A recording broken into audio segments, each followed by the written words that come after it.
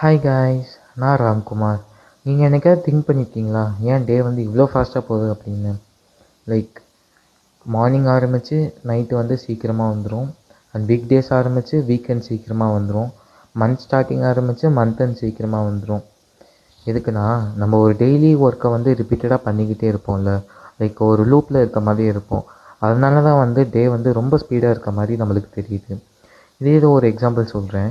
நீங்கள் ஒரு ஊருக்கு போகிறீங்க. போகிறப்போ வந்து எவ்வளோ ஸ்பீடாக போனாலும் லைக் ரொம்ப ஸ்லோவாக போகிற மாதிரி தான் தெரியும். அதே சேம் ரூட்டில் தான் ரிட்டன் வரீங்க.